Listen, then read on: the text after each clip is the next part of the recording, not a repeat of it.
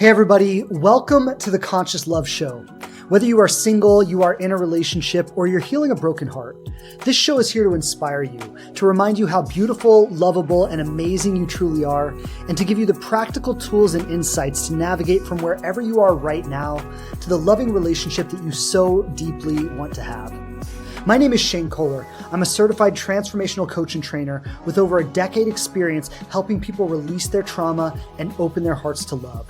I've delivered seminars all over the world, coached thousands of people through my online platforms and programs, and every week I'm coming straight to you with the hottest insights and the best teachers around, bringing you powerful resources and profound conversations to heal your relationship with love, dating, and yourself. I'm so grateful you're here, and if it's your first time, welcome. You can count on me to always show up for you with my very best and a commitment to learn and grow myself so I can serve you to my maximum ability. Thanks so much for tuning into the show. I've got some awesome things planned for you today. So without further ado, let's dive in.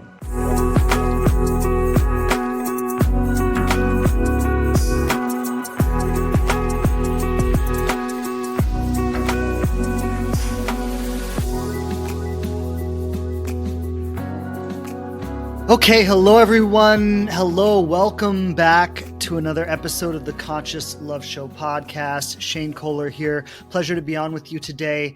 Looking forward to jumping into today's conversation. Today we are talking about beyond charm and chemistry, attracting a partner who is truly emotionally available. And I've always found this to be such an insightful and powerful conversation when we talk about the difference between what is happening in the early stages of a relationship around experiencing someone's charm or the chemistry or that instant spark of attraction, and then what that really means about a long-term relationship and how that translates into the true potential of what we could have long-term. I think that most of us, when we meet someone, and there's a spark and there's chemistry and there's attraction and there's charm and there's all these butterflies and all these exciting feelings. And, you know, a lot of times when we feel that with someone, and I think, you know, for so many of us, if not all of us, that's what we're looking for, right? Like when we're out dating or when we're meeting people, we are looking for that feeling, those butterflies in the stomach, that excitement, that connection, that chemistry, that electricity, that attraction, right? We are looking for that feeling, most of us.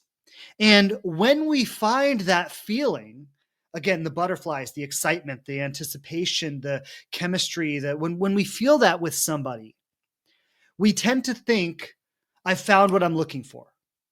Oh, it's going to work, or this is my partner, and we start to fantasize about, you know, what our future might look like and how many kids we're going to have. And, you know, some of us go way too far down the rabbit hole way too early, right? And I know I'm not the only one who's ever done that.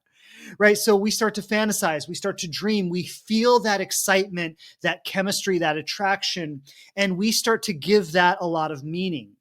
And then we start to go down the rabbit hole with what this relationship is going to become, or what we want it to become, or what we hope it's going to become. And I want to say something as we start today is that spark of attraction, or that the butterflies in the stomach, the excitement, it doesn't really have anything to do with who that person is or what real potential the relationship has. It has a lot more to do with where we're coming from and our hopes and our dreams and our fantasies and our excitement. And what we're feeling in a lot of ways is our own projection of the possibility that maybe I've found what I want. And that's not a bad thing. Like, I think it's important to say that, you know, nature itself has built this into the system, right? Like if this wasn't happening for us, nobody would fall in love, nobody would get together, and the human race would die out because we would stop making babies, right? So like, it's not a bad thing. It's meant to happen. It's built into the system. It's built into the design of humanity, but we misunderstand it sometimes. And we meet someone and we feel very strongly about them and we feel very excited about the connection. And we have all of our fantasies and every romantic movie we've ever watched and every romantic song we've ever listened to. And it all gets projected onto this feeling that we're having about this person. And we start to play out the tape of where this could go and who this person could be and how it could all work out and how perfect it could all be. And it's important to recognize, I'm not saying that any of that is bad. It's very normal. And I think, we all want to be romantic. I think being romantic and being in love is some of the best experiences that life has to offer. And we all want that. And there's nothing wrong with it, but it's important to be able to balance that feeling out with the reality of the situation that I don't really know who this person is. And there are some very powerful things happening. And if you look at the science, the hormonal science of what happens in the early stages of a relationship, right? And you look at the hormones that are released and the biochemical properties that are taking place, there's a lot happening that if you study the science on it, they say it's very similar to what happens in our brain when we take a drug. Right? Like it's very similar, the flood of hormones and chemicals and things like dopamine and vasopressin and some of these different neurotransmitters that get flooded into our system. And it creates a very euphoric feeling, right? It also makes us feel a little anxious, a little bit unstable. Right? Like there's this euphoria. There's a high, which is primarily caused by dopamine, right? Our system gets flooded with dopamine and it makes us feel like we're in love with the person, makes us feel wonderful. And we feel so excited and we want to continue spending time with them. Like if you look at what dopamine is, and dopamine is the same thing, like when you smoke a cigarette, it releases dopamine. And one of the biggest reasons that cigarettes are so addictive is because of the dopamine. So nicotine is actually one of the most addictive substances. It's like as addictive as cocaine. And it's because it triggers a huge release of dopamine. And so something very similar happens when we're falling in love with someone, is we're getting a huge amount of dopamine released. And what dopamine is, evolutionarily speaking, dopamine is the reward system in our brain and our body. And so what dopamine does essentially is it says, keep doing this. And I mean, dopamine is important. We need it to live. We need it to function. Like, for example, when you eat a good meal, that also releases some dopamine. And, you eat a good meal and it releases dopamine. And then the system that you get, or the message that you get in your body is that, hey, you should continue eating good meals. That will keep you alive and it feels good, right? So we need dopamine to a degree. And when we're falling in love, we get flooded with dopamine because what that does is that tells us, yeah, keep seeing this person, keep fostering this relationship, because if you keep fostering this relationship, there's a high probability that one day you'll make a baby with them. And if we keep making babies, that prevents the human race from dying out. Right? So there's this reward system, this evolutionary survival-based reward system that is billions of years old, that is driving us to connect with people. And when we're on the receiving end of billions of years of evolution and we're getting that flood of dopamine in our brains, it feels amazing. And it makes us want to keep seeing that person and keep connecting with them and keep fostering the relationship. And that's what's supposed to happen, right? That's what drives us to connect. That's what drives us to want to fall in love. But, I think it's important to say here that we are animals, but we're not like other animals. And so as human beings, when we become conscious, it requires us to have a little more responsibility than just being completely driven by evolutionary processes. And I think this is where we start to talk about what it means to have and create a conscious relationship.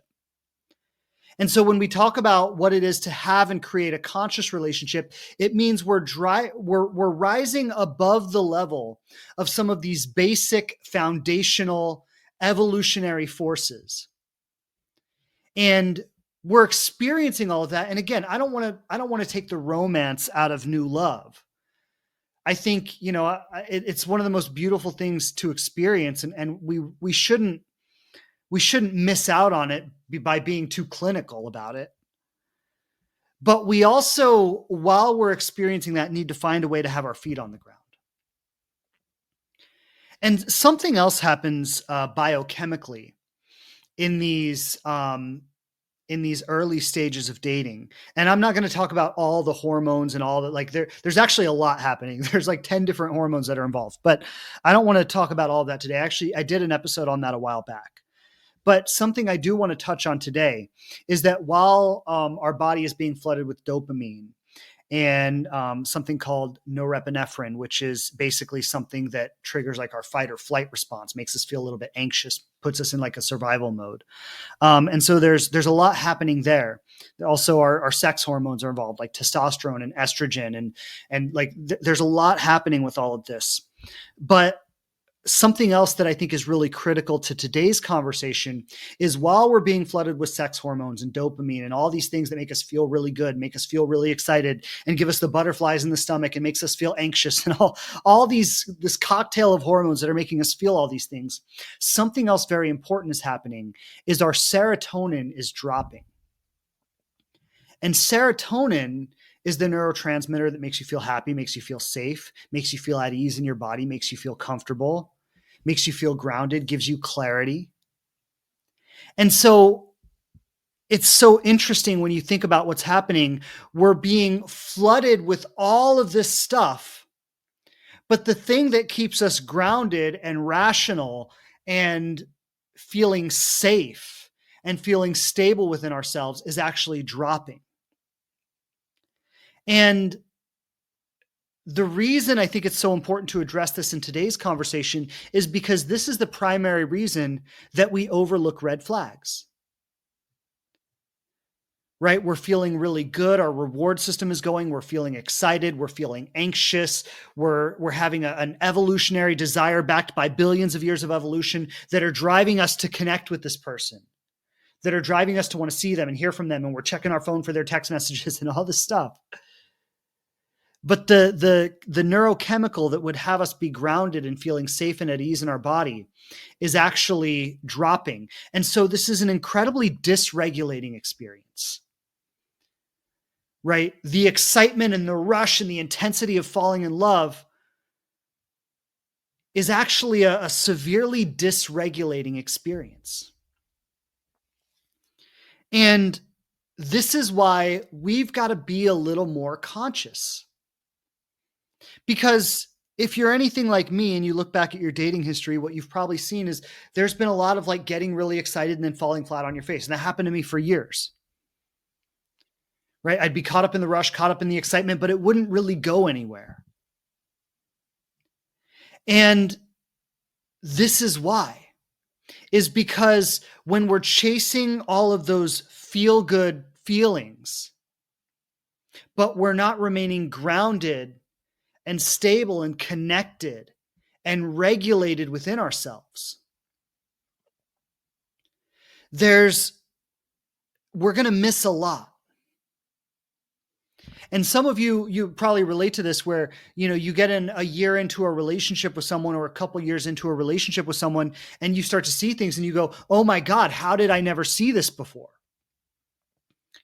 Like, who is this person? Like, it seems like they're a completely different person than who I met 2 years ago.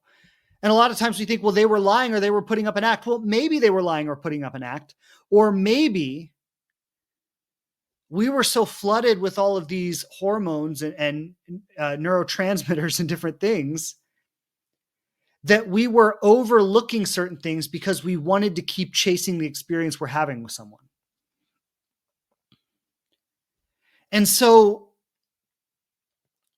the most important thing that I want to address here, it's not that we shouldn't enjoy this. It's not that we shouldn't fall madly in love with someone and stay up all night talking and, feel more alive than we've ever felt and do things we never would have done otherwise. Those are wonderful things to experience and wonderful things to share with someone.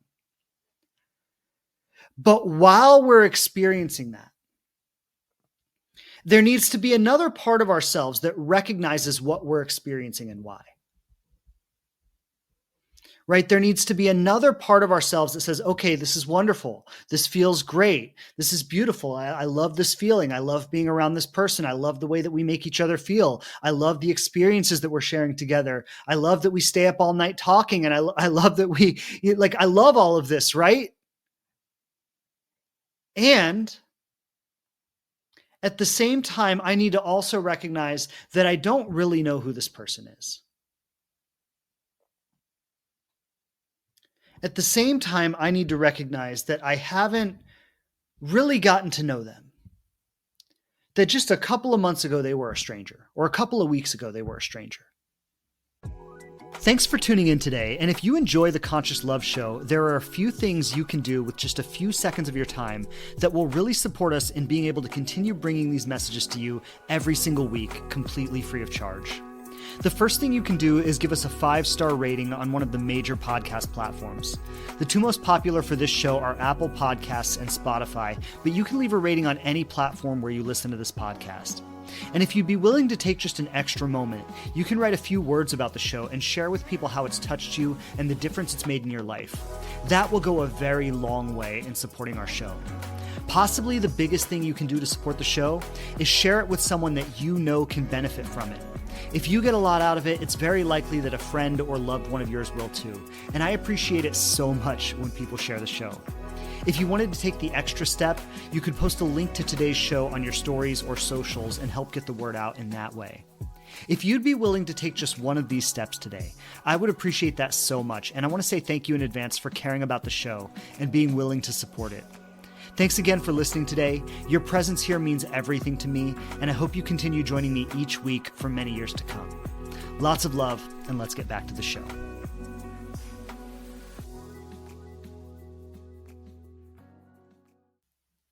And just because we're feeling this way with each other and about each other, and we're sharing all these wonderful experiences together, but just because that's happening, it does not mean that this is my person. It does not mean that we are meant to spend the rest of our lives together. And so I can enjoy this experience on the one hand. I can feel the billions of years of evolution taking over and driving me to connect with this person, and I can ride that wave and I can enjoy it, while at the same time I can have this other, wiser, more conscious part of myself that is reminding me to keep my feet on the ground. That is reminding me that these early sparks of attraction are eventually going to pass. And this actually leads me to one of the biggest misconceptions that I think so many of us fall for is we think that when we meet the right person, that falling in love experience will never end, right? We're like, because we've experienced that at different times in our lives, and we've had these feelings, and then over a period of time, over a period of months or a period of years, that in love intensity starts to dwindle, it starts to fade. And a lot of us at that point go, they must not be the right person, because if it was the right person, it wouldn't fade. And what I want everyone to realize is that it always fades. You physically cannot sustain that level, that like heightened level of neurochemicals. Like it would fry your brain. It would be like, this is what happens to drug addicts, where they find a substance that gives them that same in love feeling, right? Floods their system with all of these neurochemicals and things, and it gives them that same intensity of amazing feeling. And then they use the drug over and over and over and over and over again for many, many years. And what happens is the drug doesn't work so well over time, right? They need to take more and more of it, and they can't quite reach the same experience. And over time, it literally like fries their brain. Like it disrupts their brain's ability to feel and receive these neurotransmitters. So you literally cannot physically sustain this feeling forever. And there needs to be a part of us while we're falling madly in love with someone that recognizes and understands this. And that recognizes that I feel this way about this person right now, and it's wonderful. And again, we're going to stay up all night and talk, and we're going to go skinny dipping at the beach in the moonlight and all the things that we do when we fall in love with someone, right? We're going to do all of that. But while I'm sharing these experiences with someone, I'm going to have a wiser part of me that understands that these early experiences don't really mean that much about where this relationship is going to go long term. And in between those, high level euphoric experiences, in between all the romance, in between all the passion, in between all the hot sex and everything else, in between all of that, there are going to be these other less exciting moments that are actually going to define what potential this relationship really has. And so this wiser part of ourself needs to be paying attention to the less exciting moments. When I communicate a need to this person, when I communicate my vision for the future to this person, when I ask them for what I want, when I create a boundary. These less exciting experiences are actually more important in terms of long-term love and partnership. And so when we want to find an emotionally available partner, what does it mean for someone to be emotionally available? And the reason I'm talking about this is because the sparks and the chemistry that we experience early on, it sometimes feels that we're becoming emotionally connected to the person, right? Because we feel so in love with them. It feels like we're emotionally connected to the person, but we're not actually really connecting them, we're not actually really connecting to them emotionally. We're not really connecting to them emotionally. We're more connecting to ourselves and the experiences that are happening within our own body than we're connecting to the other person, really. And sometimes there will be two people who are falling in love and they're kind of generating this experience in each other, but both of them are in their own isolated experience. We're not really integrating in a relationship. If what I'm saying makes sense, just tap that heart a few times. Right? My body is flooded with all these neurochemicals. Your body is flooded with all these neurochemicals. We feel amazing with each other and we're getting kind of addicted to each other and we can't wait to see each other and we can't wait to get back in bed with each other. But the experience is actually happening in isolation, right? It's happening for me and it's happening for you, but we're not integrating in a relationship together. And so that's not really emotional availability. Emotional availability is what happens when we integrate in a relationship with each other. And so it's things like vulnerability, right? Like someone's ability to really let down the pretense of everything's cool and I've got it all together and like really let you see their heart. To really let you see what's real for them underneath it all. To reveal themselves, right? Like in the world at large, people don't reveal, people conceal. Right? In the world at large, when you go to work, when you're out at the club, when you're doing whatever you're doing, right? Like we're not revealing ourselves, we're concealing ourselves. There's a certain social narrative of who we need to be and how we need to be. And even in dating, right? You go on a date, like there's a certain social narrative of how you need to be on a date. And most people are just trying to be that.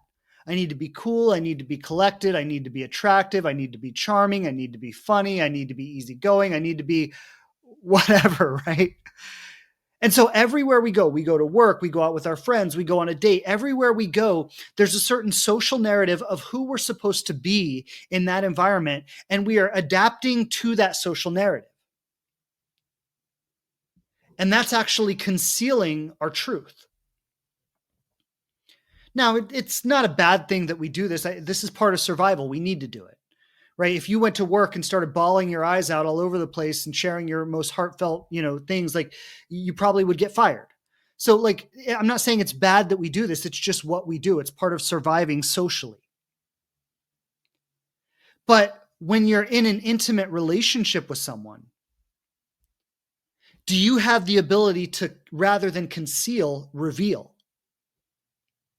And do they have the ability as well?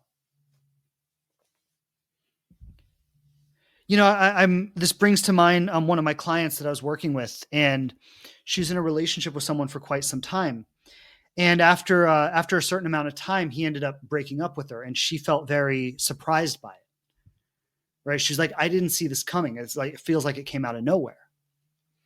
And then when we started talking about it and reflecting on the time she had spent together, what she realized was that she had revealed a lot to him. Right? She had shared so much with him, and he had held space for her, and he had listened, and she felt very connected to him because of what she had shared. But when she looked back over their time together, she's like, you know what? He never really revealed much to me.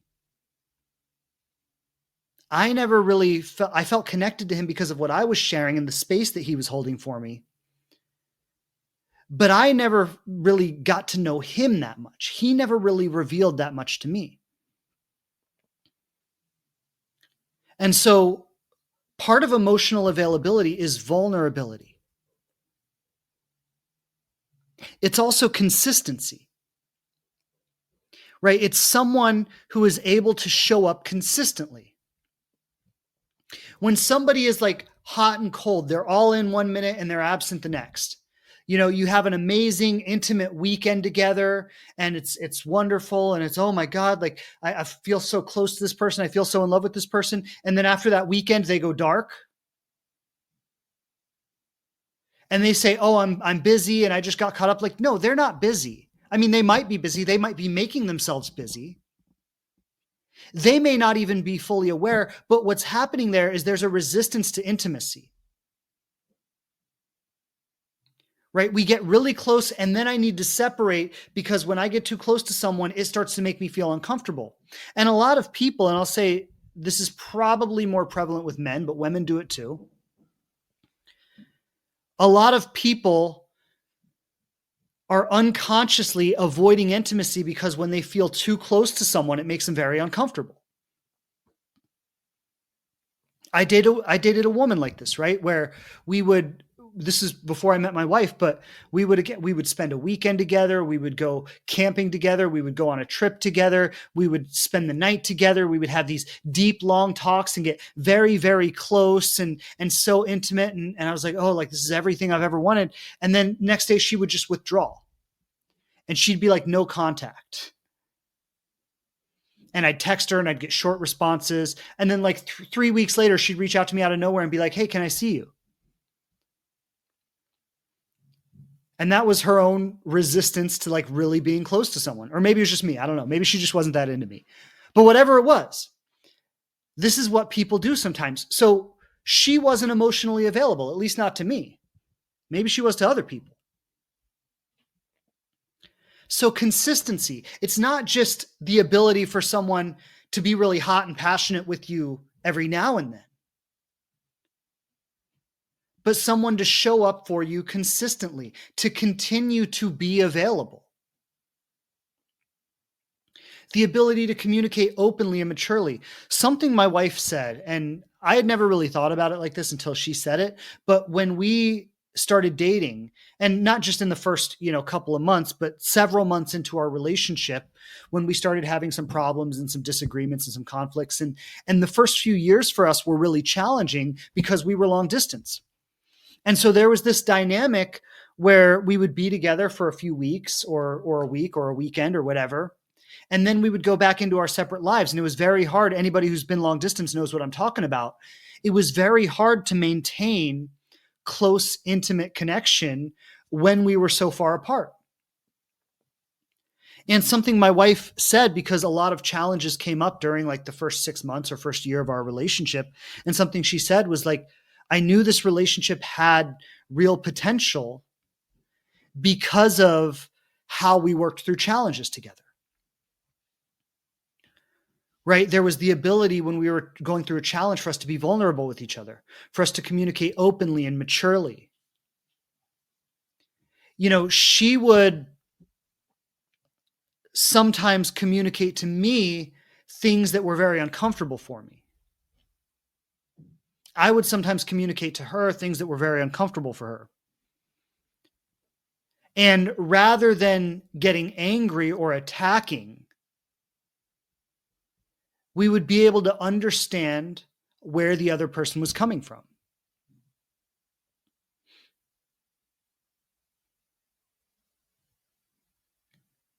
Right? So there's the ability to hold an uncomfortable reality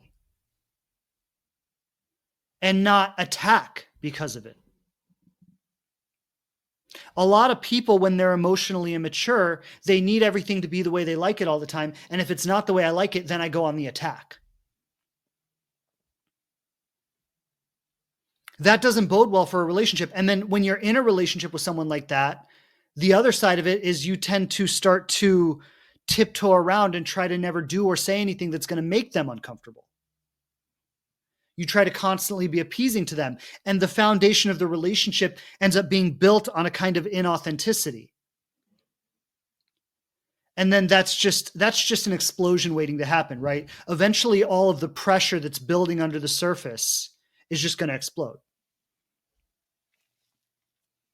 A lot of people who say, oh, we had such a great relationship, but then it just imploded several years in, and I don't know what happened. Well, that's what happened.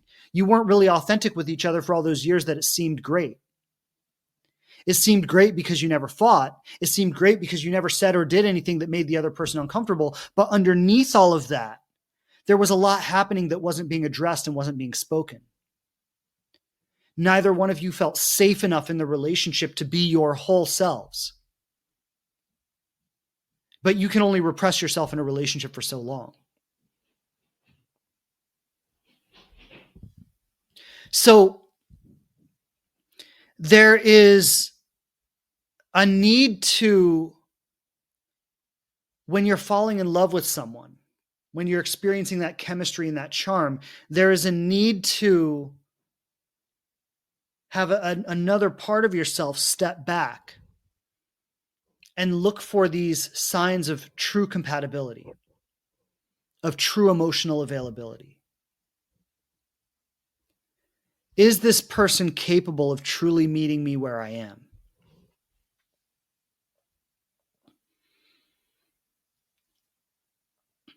Now, I think there's something important here to address, where many of us are not actually attracted to emotionally available people. And if you go back to what I was saying earlier about how in the world, there's a certain social narrative of who we're supposed to be, and that social narrative is to conceal. Right? There's a certain expectation that we're supposed to be calm, we're supposed to be cool, we're supposed to be collected, we're supposed to be charming, we're supposed to be funny, we're supposed to be attractive, we're supposed to have it all together, we're not supposed to have emotional issues, we're not supposed to be needy, we're not supposed to blah, blah, blah, blah, blah, right? There are all these expectations for who and how we're supposed to be in the world.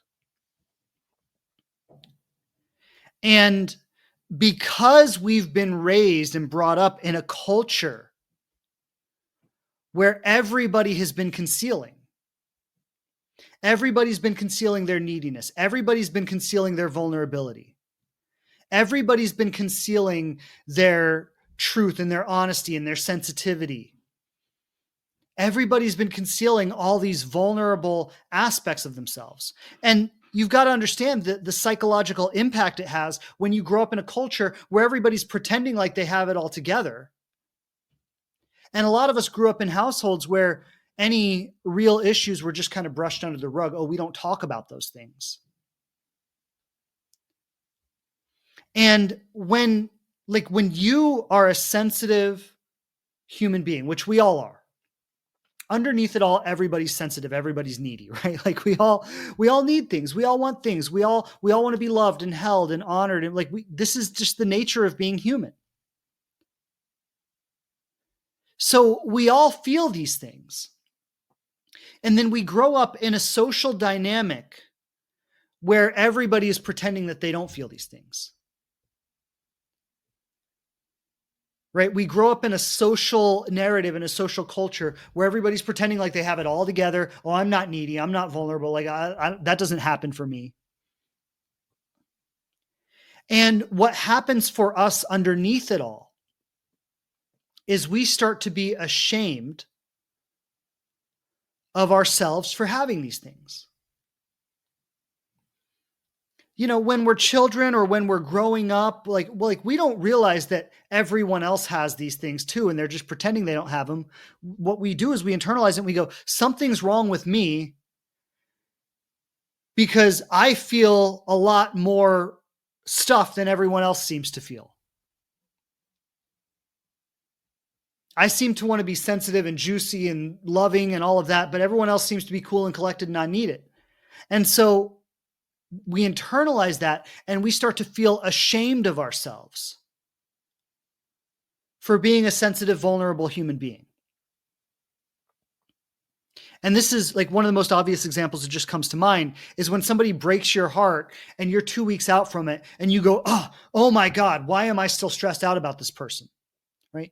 Why are you still stressed out about this person? Because you entered into a deeply intimate connection with them. You became deeply vulnerable with them. And then they withdrew and broke your heart. You are experiencing one of the most fundamental existential crises that a human being can possibly go through. You're not going to be over it in a few weeks. And yet we judge ourselves for not being over it. Why do we do that? Because we're ashamed of how vulnerable we really are.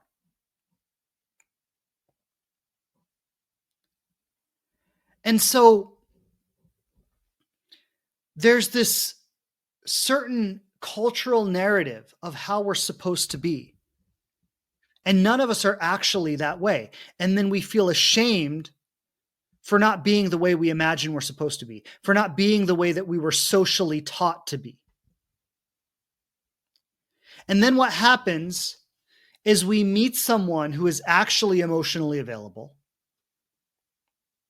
We meet someone who has the capacity to be vulnerable. We meet someone who has the capacity to connect deeply. And what that does is it triggers our shame. We're not able to go where that person wants to go with us because it goes directly against the social identity of who we believe that we're supposed to be. And so what happens is our relationship with that person makes us feel very uncomfortable. And then this egoic part of ourselves, the part of us that has learned to survive in this, I'll call it a cold world, right? The part of us that has learned to survive in this superficial, heartless world starts to judge that emotionally available person because they are allowing themselves to access something that we don't allow ourselves to access. If you understand what I'm talking about right now, just tap that heart a few times. I want to know who I'm speaking to.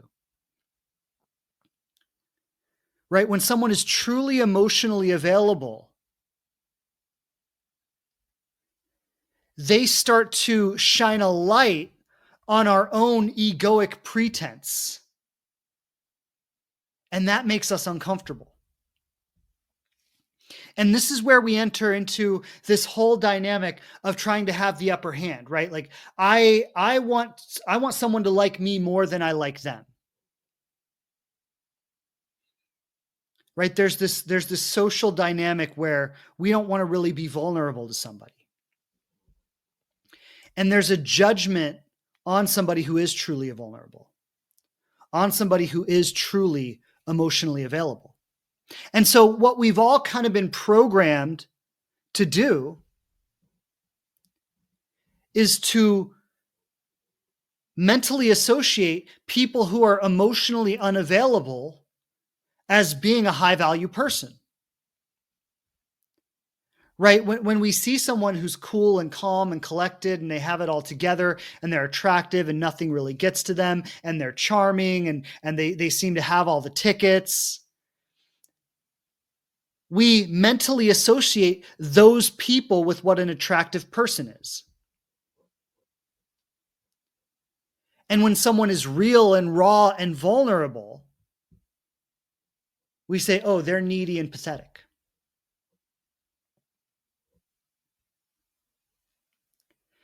And I think something that we all need to do is get a little more comfortable with the part of ourselves that we think is needy and pathetic. Because the truth is, it's not needy and pathetic, it's just human. It's just real, it's just raw. And that is vulnerable. Right? It is vulnerable to acknowledge not that you're needy, but that you have needs.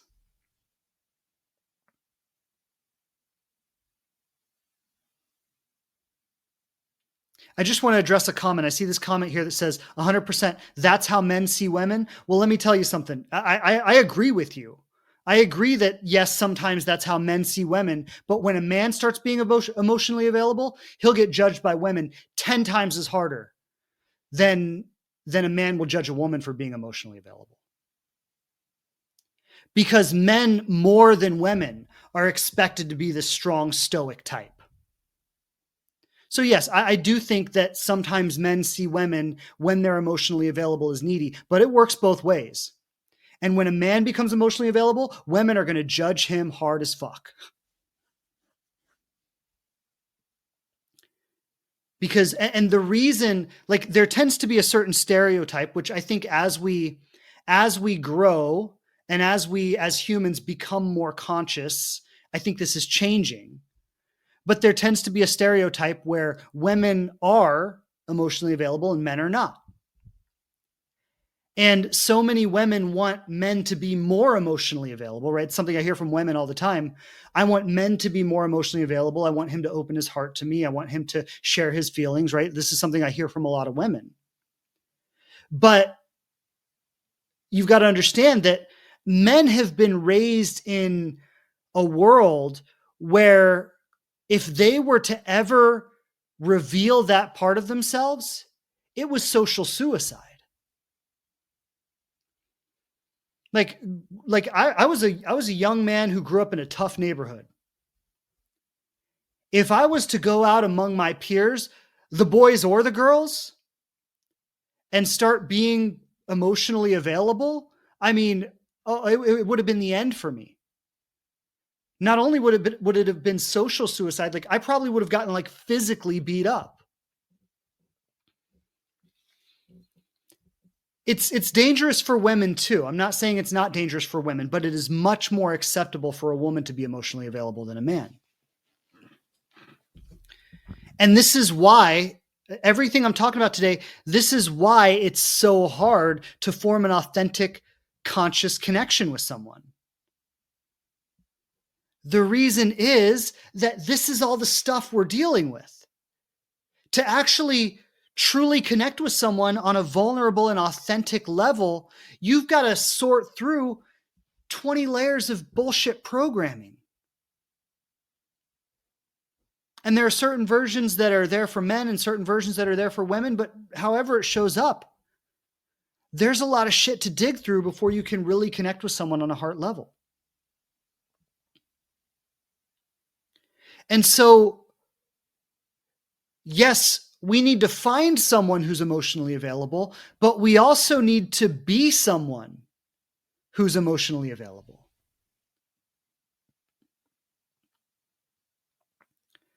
We need to get a little more comfortable embracing that vulnerable, needy part of ourselves before we can really receive that from someone else. And I want to just share an example here because this need that I'm talking about, like this need for connection, this need for love is so fundamental to who we are as human beings. There's some videos that I share in my program where it's called the still face experience. The still face experiments. If anybody has ever, or if you've heard of this, then you know what I'm talking about. If you haven't heard of it, look up the still face experiment, and you'll see what I'm talking about. Where what they do is they have a mother or a father with their baby. So we're talking about an infant or maybe a toddler, and they'll be sitting there and they'll be like playing with them and talking to them and like getting on with them and like, doing all the cute stuff. And they'll be just, normal, like kind of connecting and playing with the baby. And then what they do is they stop and they turn their back, and then they turn back around and they have a still face, right? So they're just like this. They're just like completely still faced, completely stoic. And in less than a minute, you just watch the baby like completely dissolve. The baby's like, hey, what happened? And it's like, and it starts reaching out.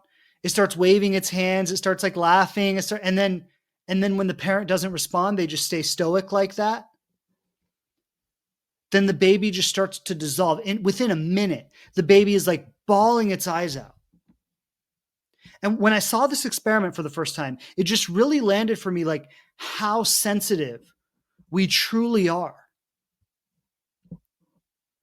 Like how much we fundamentally need and crave that experience of connection.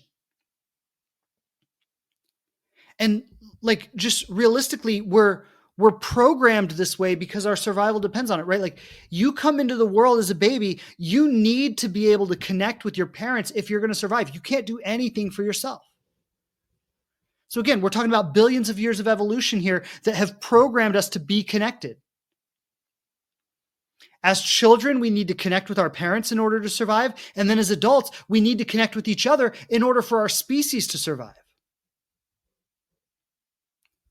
And this whole pretending that we're emotionless and tough and strong and stoic and that we don't have any needs, it's going against everything we are biologically and evolutionarily programmed to be.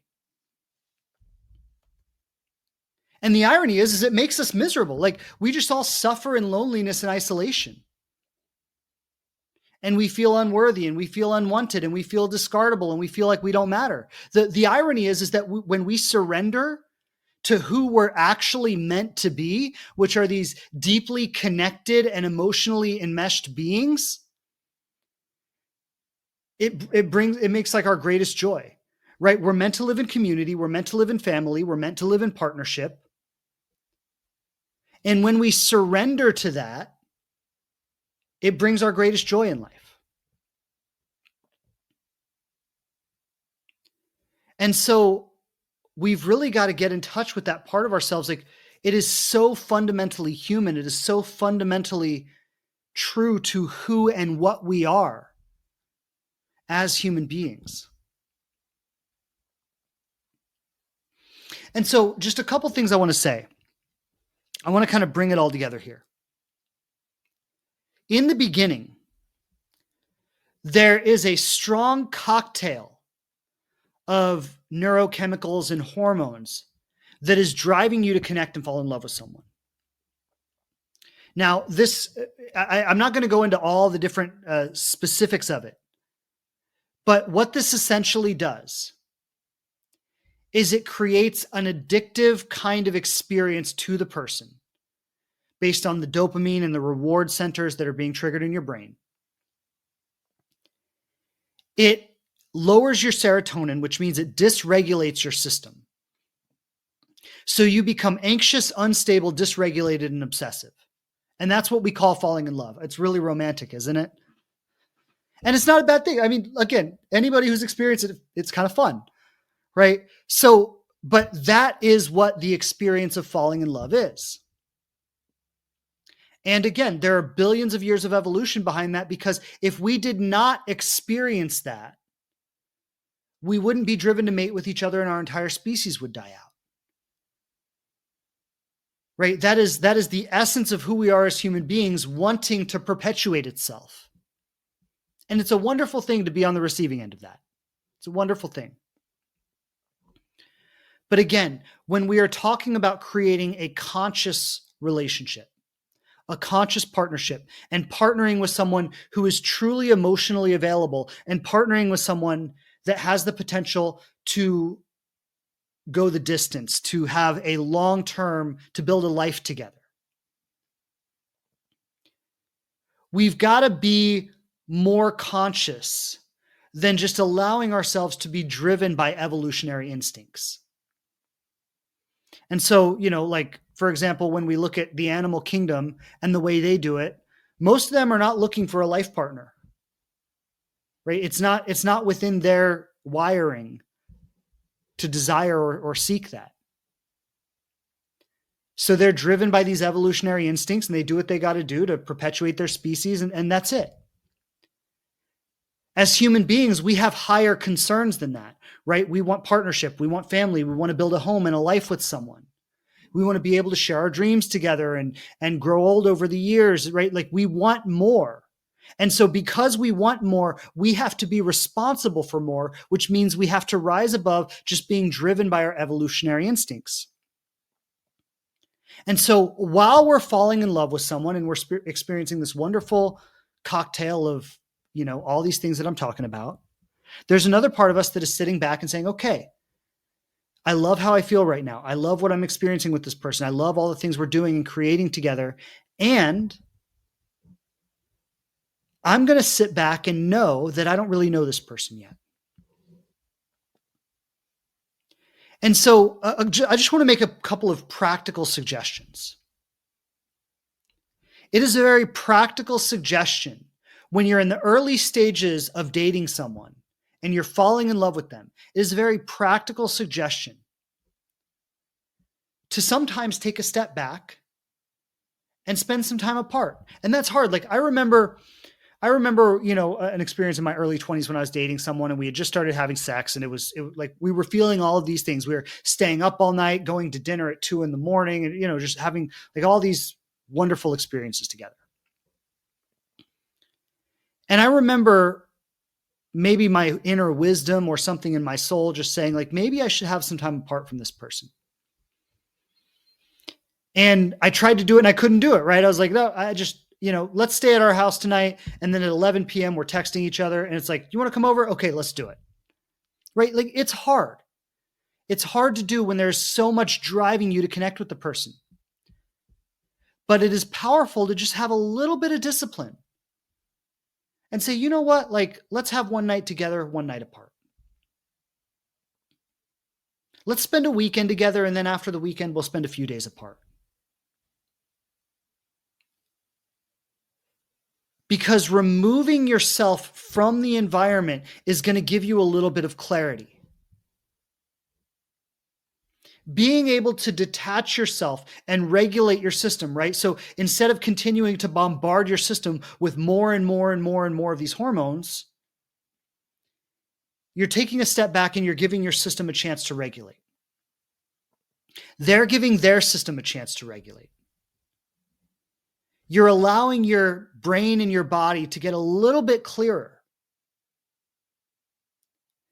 And then in that little bit of clarity you create, the relationship is going to look a little bit different.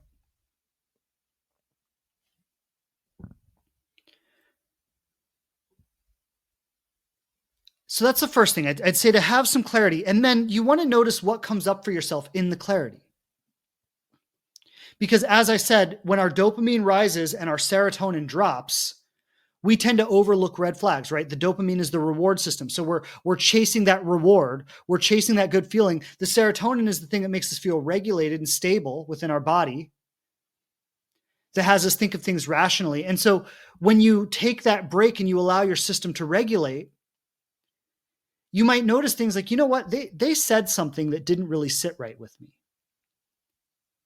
And if I was just talking to them and seeing them and spending every day with them, I might not have seen it. But because I took a step back, now I see it. They said something, or they did something, or there's something that doesn't quite add up. Or I think I didn't really feel respected by this thing they said or this thing they did. And I'm not saying that when you notice that you cut it off, but what I am saying is you talk about it. You see, most of us, when we're in that in love phase and we're being driven to connect with this person, we don't want to do anything to disrupt it. Right? Like, oh, I don't want to bring up a real heavy conversation with them when I could just keep falling in love. I don't want to talk about something real and kill the fantasy that we're on right now. And so most of us just ignore all the red flags and keep powering forward. That is a bad thing to do, right? That is a bad approach. And so when you take a little bit of space to allow your system to regulate, to see the situation a little more clearly, you're going to notice things that you wouldn't have noticed before. And then when you notice something that you wouldn't have noticed before, that's your opportunity to talk about it. That's your opportunity to say to the person, hey, I'm really enjoying getting to know you. And this has been a lot of fun. And, we've been experiencing so much together and it's been wonderful. But I have a question for you. The other night when we were together, you said X, Y, or Z. And that really just didn't sit right with me. I was just wondering, can you explain to me what you meant by that?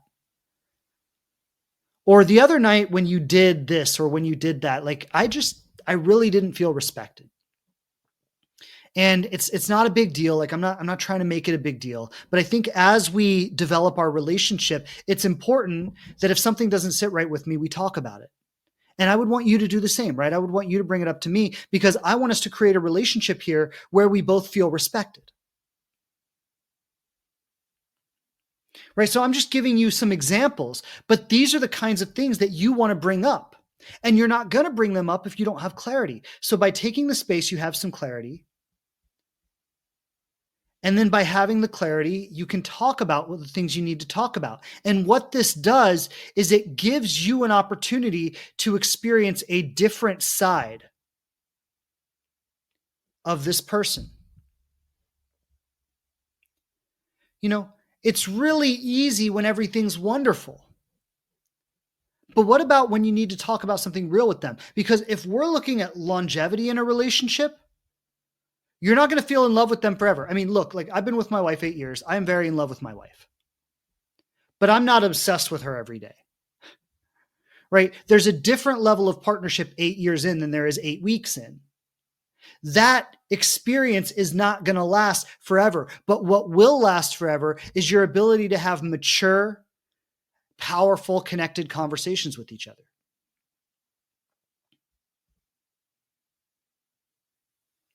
I think, and I'm looking at one of the comments right now, pacing. It's important to pace a relationship. When someone, you've known someone for 2 weeks and they're saying, I think you're the one, I want to marry you. That's the time when you go, hold on, you don't really know me that well. Right? Like a lot of people, like love bombing is a big thing, right? And this is something that, it's not only narcissists who do it, but it's something like when we look at narcissistic abuse, a lot of times the narcissist will start by love bombing. And what the narcissist or anybody who wants to love bomb someone, what they're actually doing is they are finding someone who is desperate to hear certain things. You're amazing. I've never met anyone like you. I want to spend the rest of my life with you. I love you so much. You're my dream person. You're whatever, right? And what they are looking to do is find someone who wants to hear certain things, who is desperate to hear certain things, and then they tell them everything they want to hear. And then when someone's desperate to hear something, and then I tell them something, I now have control of this person.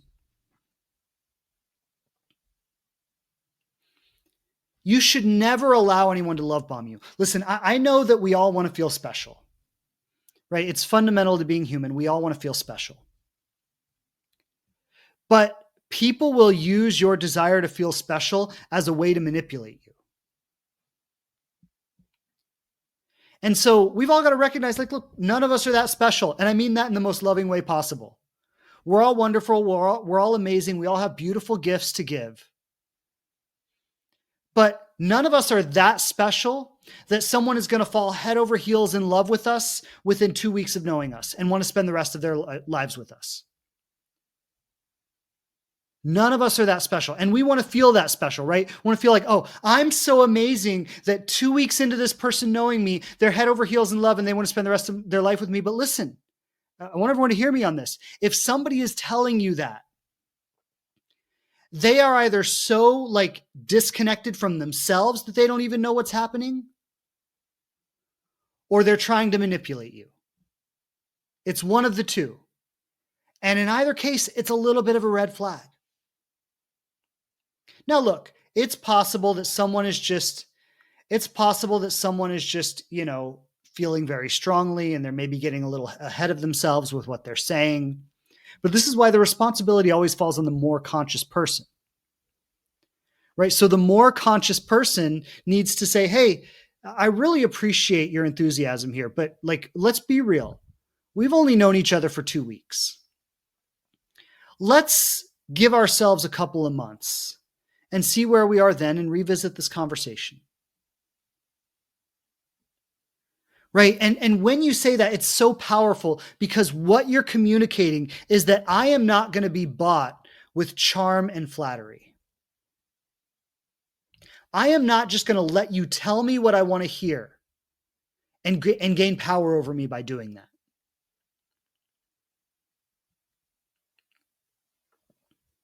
So, last thing I want to say about this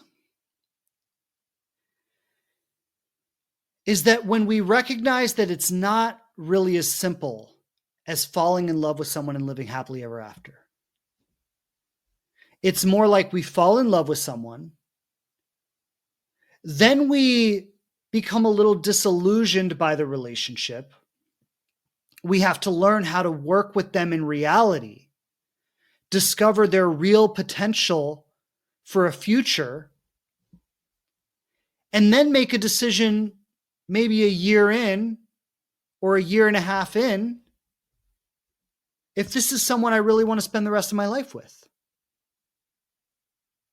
We don't just fall in love with someone and then spend the rest of our life with them. That's what we think happens in the movies. You know, all the romantic comedies, right? They fall in love and there's electricity and then they live happily ever after. But we don't see what happens 6 months later.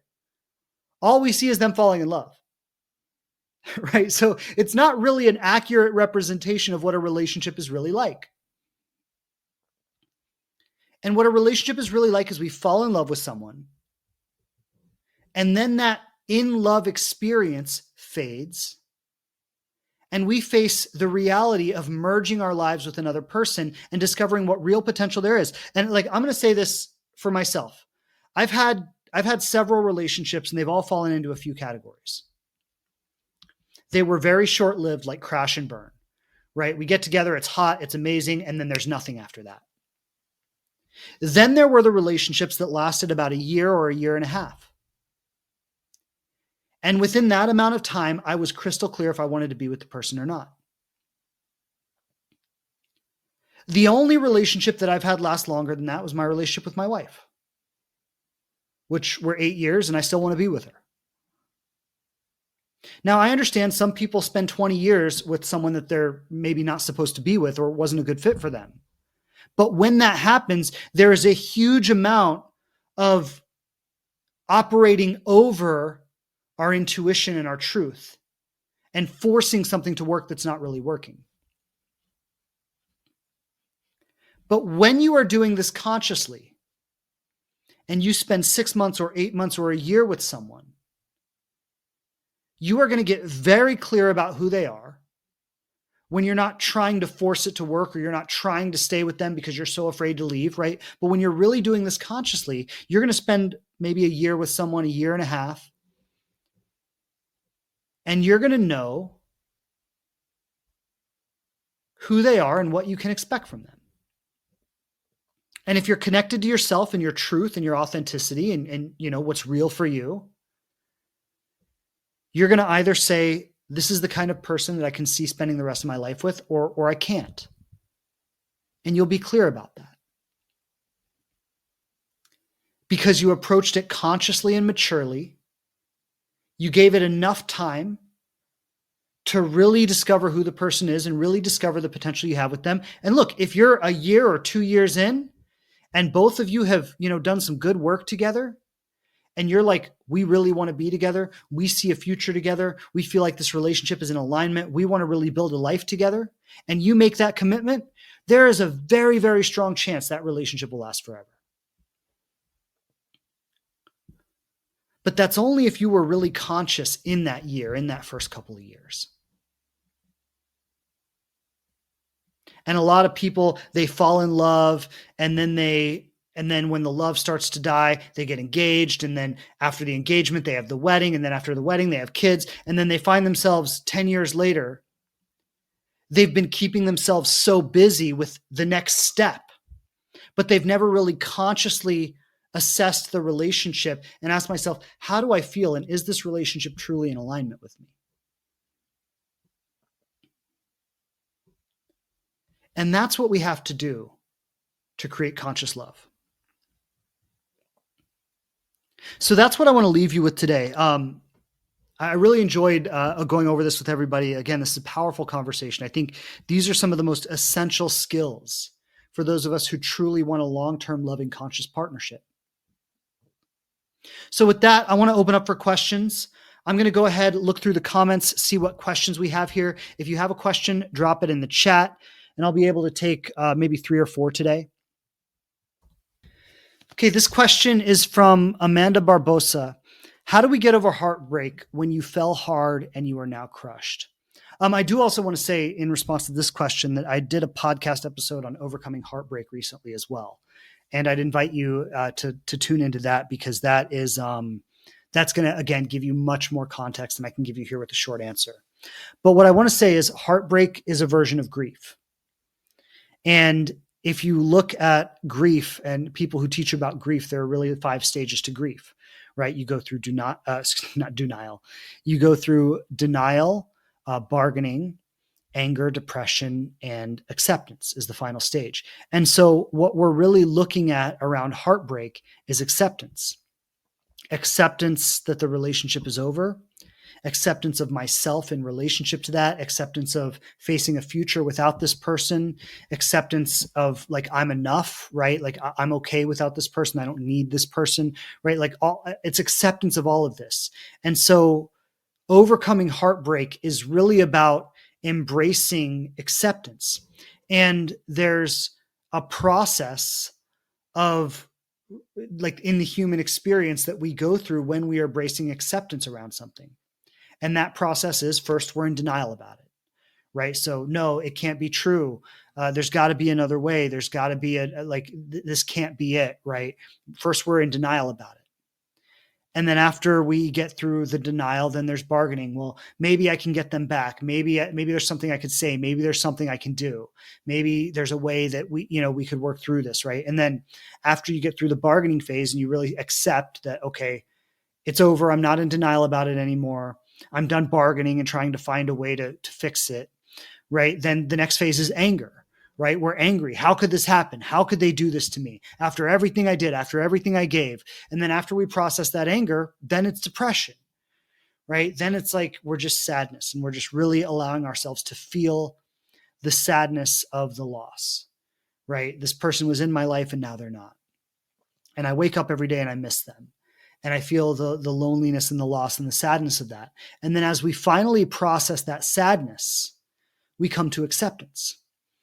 And acceptance is where we find peace with it. We accept the situation. We accept their decision. We accept ourselves. We accept our future without. We become hopeful again. We become optimistic. We believe there's more for us, right? Like acceptance is the resolution. And what I want to say is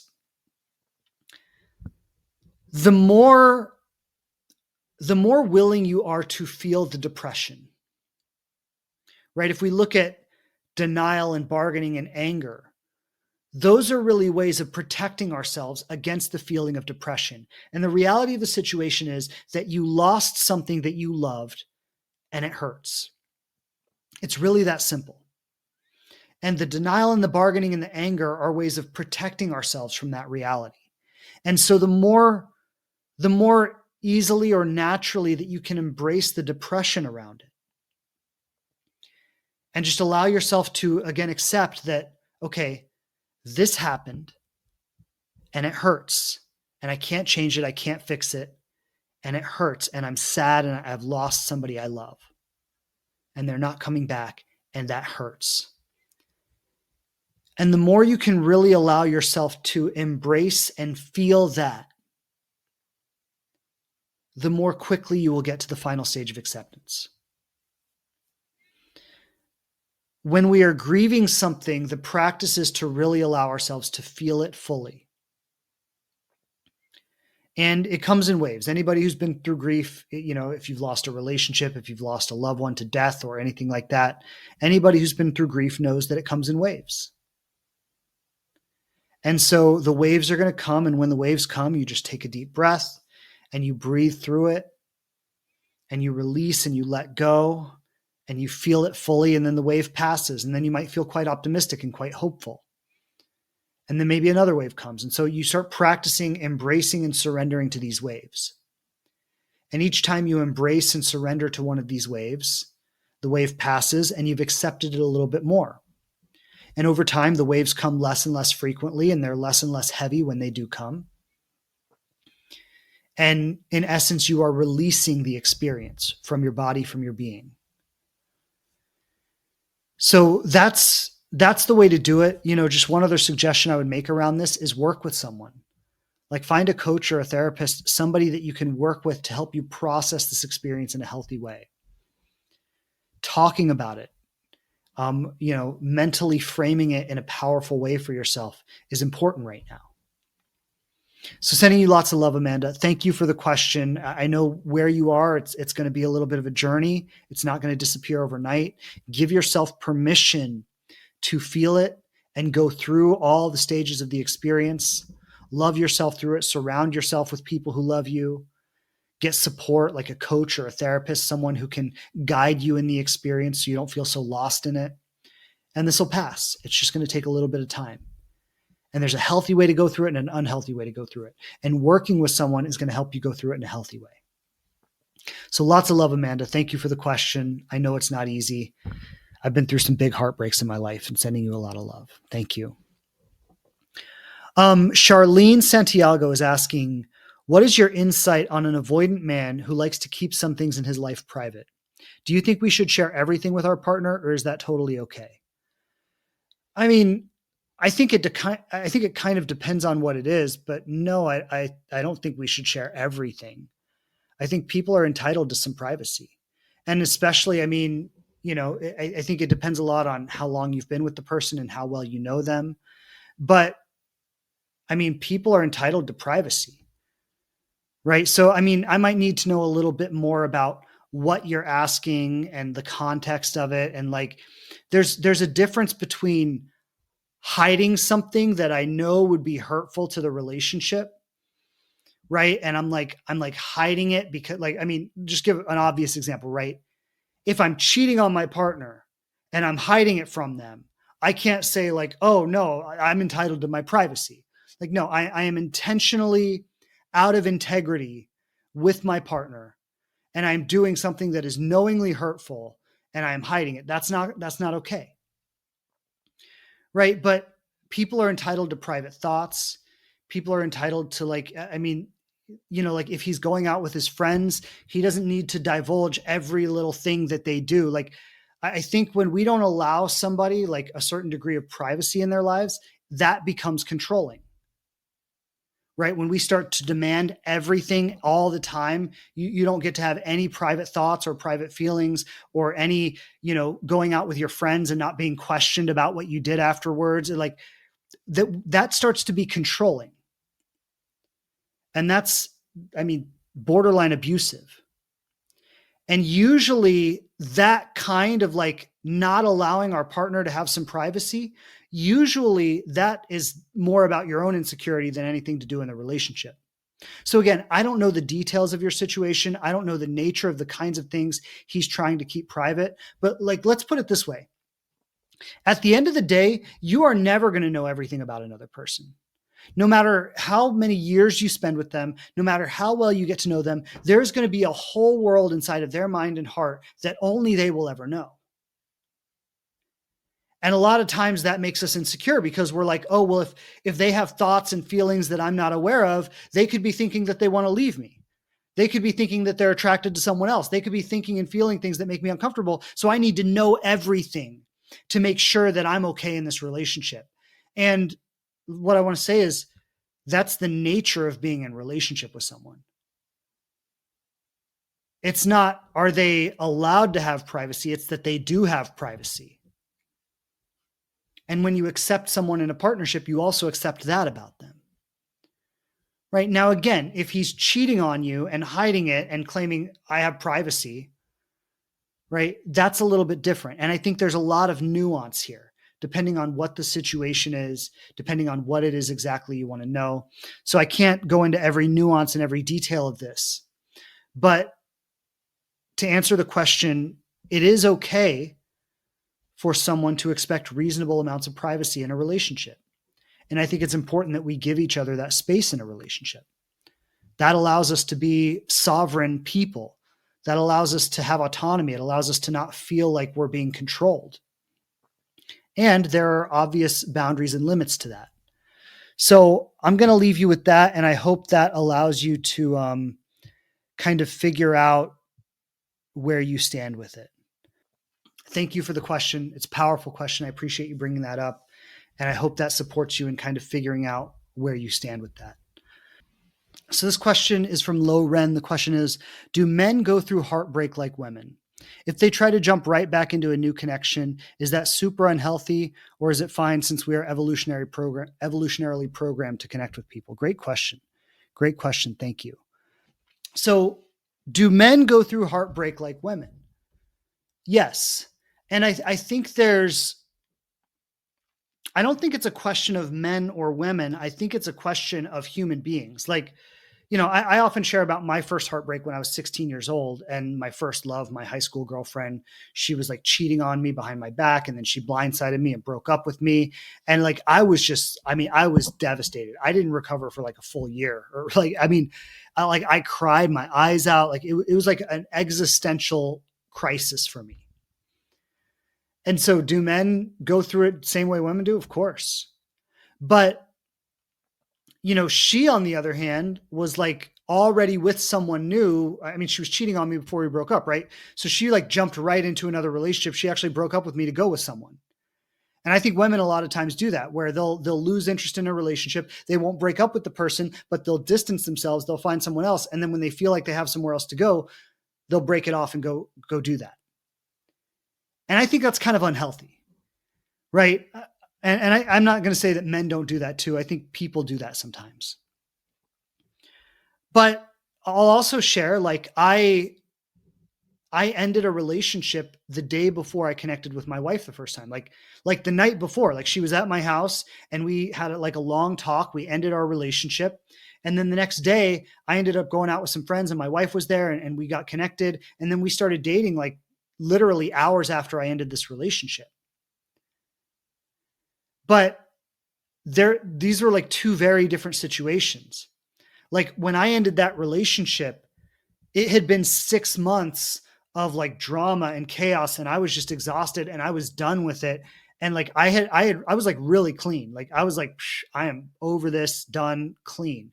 So when I met my wife and we started connecting, I was in a clean place. There's also a place at which we're heartbroken and we're devastated and we go jump into bed with someone else because we don't want to feel the pain of the heartbreak.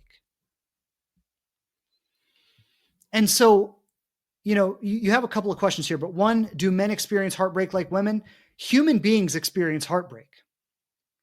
And going back to some of what we talked about today around emotional availability, there is a level of emotional availability that we have to be with ourselves before we can really be honest about how much a relationship is affecting us. A lot of men who are emotionally unavailable don't really allow themselves to feel a heartbreak, but a lot of women who are emotionally unavailable do that too. Right? So it's not a man or a woman thing, but it's about the individual and how much do they allow themselves to connect in a relationship? How much do they allow themselves to feel the loss of the relationship? In terms of jumping into a new relationship right away, sometimes we grieve a relationship while we're in it, So when the relationship ends, we're ready for something new. And usually if we're the one who ends it, we've done a lot of grieving already. So we're more ready to move on. Usually if the other person ends it and we're still in it, we've got some grieving to do before we're ready to move on. So I think to answer your question, yes, men experience it the same way women do. It's really about how emotionally available the individual is. And in terms of jumping into a relationship right away, it can be okay. It can also be a way of avoiding. It depends on where you are when the relationship ended.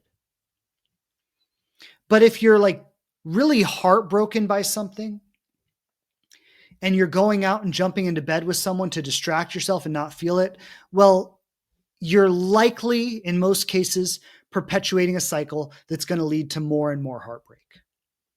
Right? When we repeat those kinds of patterns, one of my friends told me, the best way to get over someone is by getting under someone else, right?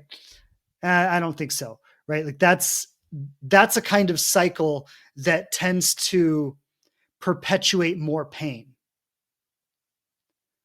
That's a kind of cycle that tends to perpetuate the same kinds of experiences over and over and over again.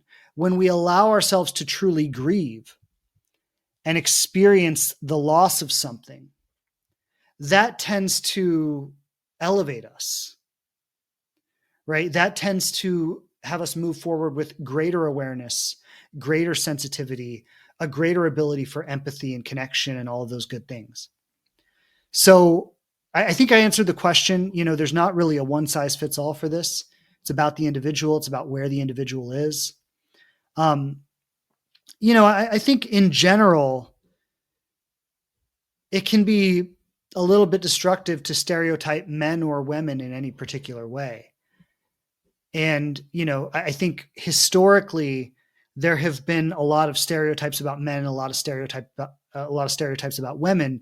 But as we evolve and we grow in consciousness, all of those stereotypes are becoming less and less true. And each individual is becoming more of an individual who's very unique, distinct from how men are or women are. Right. And so as we as individuals become more conscious, I think something we want to do is let go of those stereotypes. If a man has some kind of toxic behavior and hurts you, you don't want to be like, oh, that's just how men are. No, that's not how just men are. That's just how that man was. And maybe there have been other men in your life who were like that too, but that doesn't mean that's how all men are. But when you start to say that's how all men are, that's how you start to see all men, and all of your relationships with men start to be framed through that lens. And then you don't become available to anything else.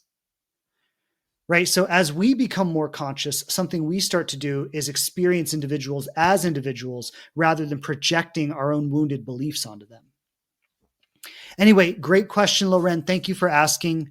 I'm going to wrap up here. I just want to say to everybody, thank you so much. It's been a pleasure being on here with you today. As always, I always look forward to this. I look forward to jumping into these conversations. Love and blessings to all of you. If you're just tuning in, make sure to subscribe to the Conscious Love Show podcast. You can find it on all major platforms, Apple, Spotify, wherever you listen to podcasts. Make sure to check it out. Love and blessings to everybody. I'll be back with you next Tuesday, 12 p.m. Eastern time. See you then. Lots of love, everybody. Take care. Bye. Thanks again for checking out the show. Please subscribe on whatever platform you listen to podcasts on the most. And I would love it so much if you leave a review and tell people what you think of us. Don't forget to follow us on Instagram @TheLivingRelationship to connect more closely. And I'm grateful to be supporting you on your journey to love.